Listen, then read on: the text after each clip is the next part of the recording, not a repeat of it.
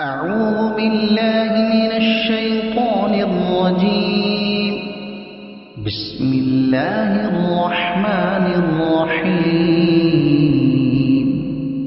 وما كان لمؤمن أن يقتل مؤمنا إلا خطأ ومن قتل مؤمنا خطأ فتحرير رقبة مؤمنة ودية مسلمة إلى أهله إلا أن يصدقوا فإن كان من قوم عدو لكم وهو مؤمن فتحرير رقبة مؤمنة وإن كان من قوم بينكم وبينهم ميثاق فدية مسلمة إلى أهله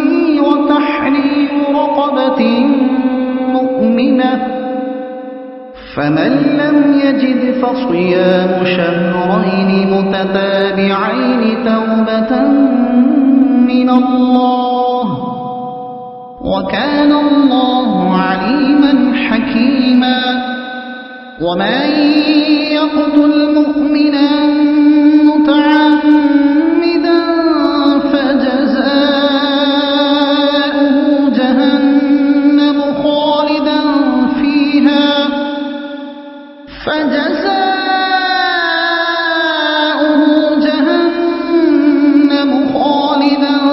فيها وغضب الله عليه ولعنه وأعد له عذابا عظيما.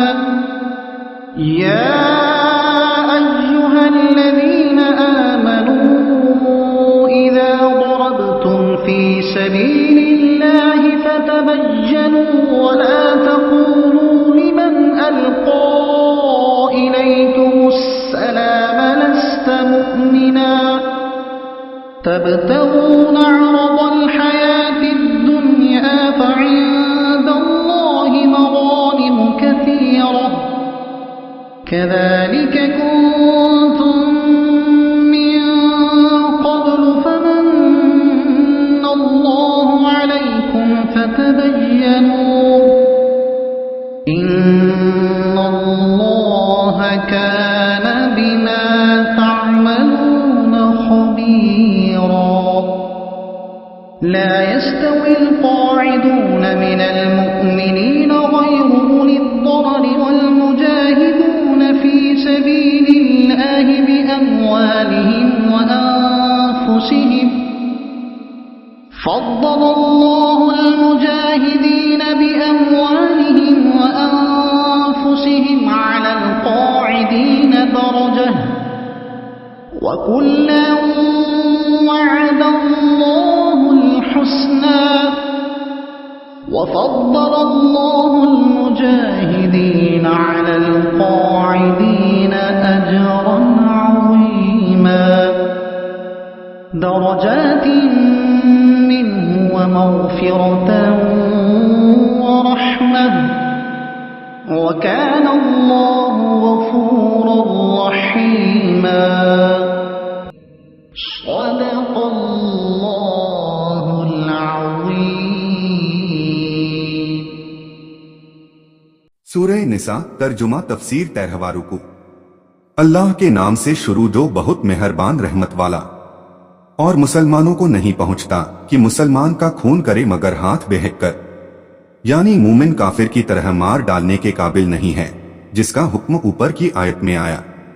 تو مسلمان کا قتل کرنا بنا حق کے روا نہیں، اور مسلمان کی شان نہیں کہ اس سے کسی مسلمان کا قتل ہو سوائے اس کے کی بھول سے ہو، اس طرح کی مارتا تھا شکار کو یا حربی کافر کو اور ہاتھ بہک کر لگ گیا مسلمان کو، یا یہ کہ کسی شخص کو حربی کافر سمجھ کر مارا اور تھا وہ مسلمان.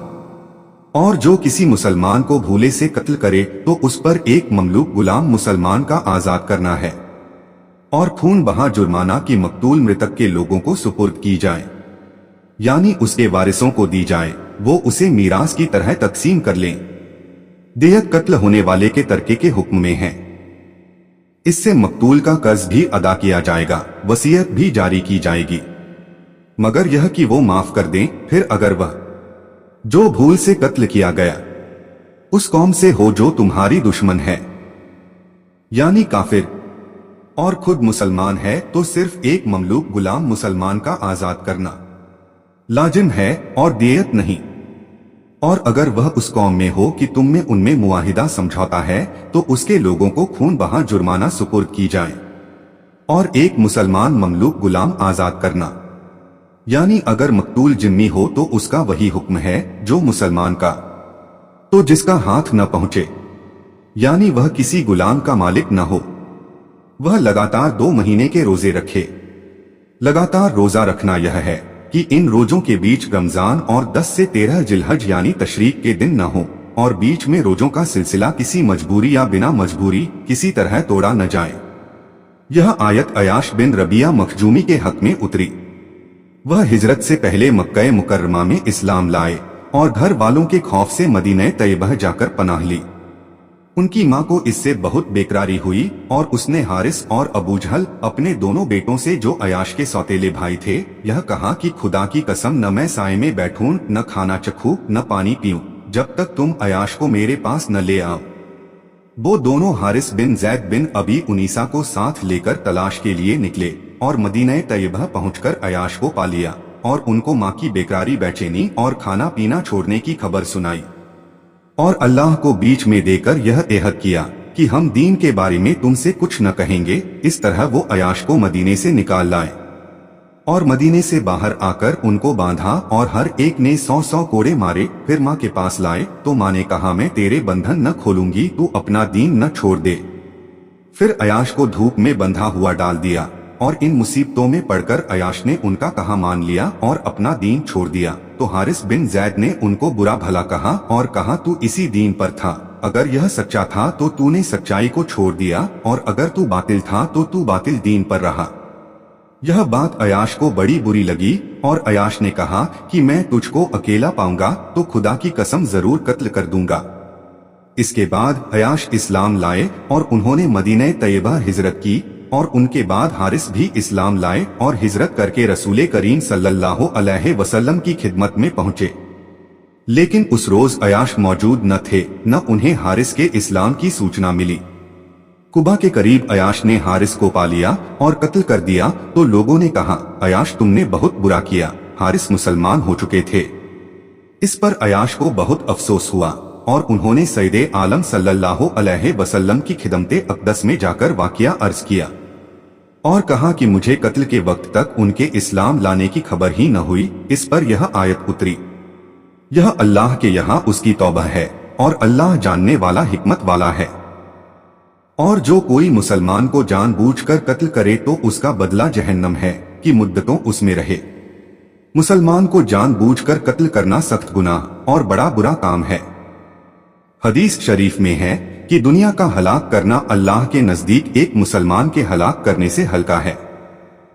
फिर यह कत्ल अगर ईमान की दुश्मनी से हो या कातिल इस कत्ल को हलाल जानता हो तो यह भी कुफ्र है।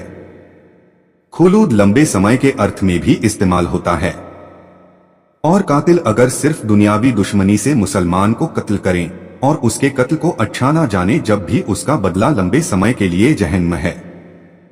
खुलूद का लफ्ज लंबी मुद्दत के लिए इस्तेमाल होता तो कुरान करीम में लफ्ज अबद मजकूर नहीं होता, और काफिर के बारे में खुलूद हमेशा के अर्थ में आया है तो इसके साथ अबद भी जिक्र फरमाया गया है। यह आयत मुकय्यस बिन खुबाबा के बारे में उतरी। उसके भाई बनी नज्जार कबीले में मकतूल पाए गए थे और कातिल मालूम न था।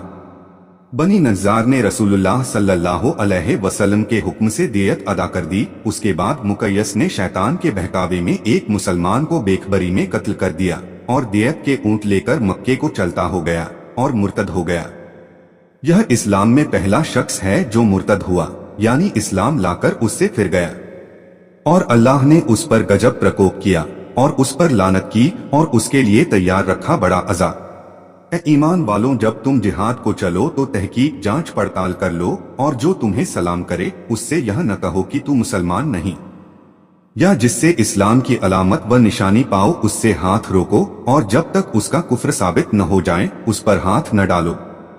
अबू दाऊद व तिर्मिजी की हदीस में है, सैयदे आलम सल्लल्लाहु अलैहि वसल्लम जब कोई लश्कर रवाना फरमाते तो हुक्म देते, अगर तुम मस्जिद देखो या अजान सुनो तो कत्ल न करना। अक्सर फुकाए किराम ने फरमाया कि अगर यहूदी या ईसाई यह कहे कि मैं मुमिन हूँ तो उसको मुमिन न माना जाए, क्योंकि वह अपने अकीदे को ही ईमान कहता है। और अगर ला इलाहा इल्लल्लाह मुहम्मदुर रसूलुल्लाह कहे, जब भी उसके मुसलमान होने का हुक्म न किया जाएगा जब तक कि वह अपने दीन से बेजारी का इजहार और उसके बातिल होने का एतराफ न करे। इससे मालूम हुआ कि जो शख्स किसी कुफ्र में मुब्तला हो उसके लिए उस कुफ्र से बेजारी और उसको कुफ्र जानना जरूरी है। तुम जीती दुनिया का असबाब सामान चाहते हो तो अल्लाह के पास बहुतेरी गनीमतें परिहार हैं, पहले तुम भी ऐसे ही थे। यानी जब तुम इस्लाम में दाखिल हुए थे तो तुम्हारी जबान से कलिमा शहादत सुनकर तुम्हारे जान माल महफूज कर दिए गए थे और तुम्हारा इजहार बेएतिबार करार न दिया गया था। ऐसा ही इस्लाम में दाखिल होने वालों के साथ तुम्हें भी सुलूक करना चाहिए। यह आयत मरवास बिन नहीक के बारे में उतरी जो अहले फिदक में से थे और उनके सिवा उनकी कौम का कोई शख्स इस्लाम न लाया था। इस कौम को खबर मिली कि इस्लामी लश्कर उनकी तरफ आ रहा है तो कौम के सब लोग भाग गए मगर मरवास ठहरे रहे। जब उन्होंने दूर से लश्कर को देखा तो इस ख्याल से कि कहीं कोई गैर मुस्लिम जमात हो, यह पहाड़ की चोटी पर अपनी बकरियां लेकर चढ़ गए। जब लश्कर आया और इन्होंने अल्लाहो अकबर की आवाजें सुनी तो खुद भी तकबीर पढ़ते हुए उतर आए और कहने लगे, ला इलाहा इल्लल्लाह मुहम्मदुर रसूलुल्लाह अस्सलामु अलैकुम। मुसलमानों ने ख्याल किया कि फिदक वाले तो सब काफिर है, यह शख्स मुगालता देने के लिए ईमान का इजहार कर रहा है। इस ख्याल से उसामा बिन जैद ने उनको कत्ल कर दिया और बकरियां ले आए। जब सैयदे आलम सल्लल्लाहु अलैहि वसल्लम के हुजूर में हाजिर हुए तो तमाम माजरा अर्ज किया। हुजूर को बहुत दुख हुआ और फरमाया, तुमने उसके सामान के कारण उसको कत्ल कर दिया। इस पर यह आयत उतरी और रसूलुल्लाह सल्लल्लाहु अलैहि वसल्लम ने उसामा को हुक्म दिया कि मकतूल की बकरियां उसके घर वालों को वापस कर दो। फिर अल्लाह ने तुम पर एहसान किया कि तुमको इस्लाम पर ठहराव बख्शा और तुम्हारा मोमिन होना मशहूर किया कि तुम पर तहकीक जांच करना लाजिम है ताकि तुम्हारे हाथ से कोई ईमान वाला कत्ल न हो। बेशक अल्लाह को तुम्हारे कामों की खबर है। बराबर नहीं वो मुसलमान की बेउज्र बिना मजबूरी जिहाद से बैठ रहें और वो कि खुदा की राह में अपने मालों और जानों के साथ जिहाद करते हैं। इस आयत में जिहाद की तरगीब है कि बैठ रहने वाले और जिहाद करने वाले बराबर नहीं हैं। जिहाद करने वालों के ऊंचे दर्जे और सवाब हैं। और यह मसला भी साबित होता है कि जो लोग बीमारी या बुढ़ापे या कमजोरी या अंधेपन या हाथ पांव के नाकारा होने और मजबूरी के कारण जिहाद में हाजिर न हो, वो फजीलत और इनाम से महरूम न किए जाएंगे अगर सच्ची नियत रखते हों। बुखारी शरीफ की हदीस में है, सैयदे आलम सल्लल्लाहु अलैहि वसल्लम ने गजवे तबूक से वापसी के वक्त फरमाया, कुछ लोग मदीने में रह गए हैं। हम किसी घाटी या आबादी में नहीं चलते मगर वो हमारे साथ होते हैं। उन्हें मजबूरी ने रोक लिया है। अल्लाह ने अपनी जानों के साथ जिहाद करने वालों का दर्जा बैठने वालों से बड़ा किया। जो मजबूरी के कारण जिहाद में हाजिर न हो सके, अगरचे वो नियत का सवाब पाएंगे, लेकिन जिहाद करने वालों को अमल की फजीलत उससे ज्यादा हासिल है। और अल्लाह ने सबसे भलाई का वादा फरमाया, जिहाद करने वाले हों या मजबूरी से रह जाने वाले।